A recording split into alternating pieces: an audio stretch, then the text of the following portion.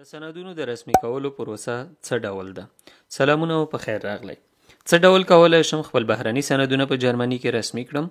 په جرمني کې ډېری بهرنیان مسلکي او د زده کړو سندونه لري چې په خپلو هیوادونو کې ترلاسه کړي دي. د دې سندونو د رسمي کولو پروسه ځینې وخت پیچلې وي. په دې لنډې ویډیو کې به تاسو ته ځینې معلومات وړاندې شي. سندونو د رسمي کولو پروسه څه ډول کولای شم خپل بهرني سندونه په جرمني کې رسمي کړم؟ اول خو باید تاسو خپل مشوره ترلاسه کړئ ځکه د هر چا حالت توپیر کوي. د کاري سندونو د رسمي کولو پروسه کله چې تاسو د کاري سندونو د رسمي کولو پروسه پیلوئ، کوښښ وکړئ مخکې تر مخکې د مالی ملاتړ غوښتنه وکوئ او د IQ شبکې مشوره هم ترلاسه کړئ.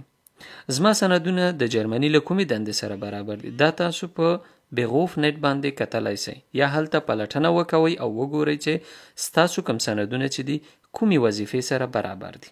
په جرمني کې زما دنده په تنظیم شوو او که ناتنظیم شوو دندو کې راځي.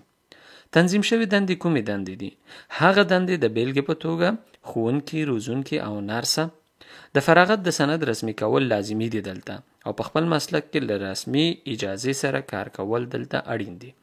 ناتنظیم شوي دندې کومې دي؟ هغه دندې چې د فراغت د سند رسمي کول جبري پکې نه دي، لکه انفورماتیکران، ګرافیک ډیزاینران. د نورو مسلکي سندونو د رسمي کولو پروسه که چیرې تاسو غواړئ اسپیلډونګ وکوئ، د ښوونځي د سند فراغت رسمي کول اړین دي. که لوړ زده کړې کوئ، د عالي لیسې د فراغت سند یا ابیټور رسمي کول اړین دي. په اړوند پوهنتون کې هم کولی شئ چې مشورې ترلاسه کړئ. د سندونو رسمي کولو مسؤله اداره کوم یوه ده؟ د سندونو د رسمي کولو مسؤله اداره IHK، HWK او داسې نورې دي، خو تاسو کولی شئ دا په لاندې ویب سایټ کې هم وګورئ. Anerkennung in Deutschland.de. دلته هم کولی شئ تاسو پلټنه وکوئ. تر بیا ښې چارې.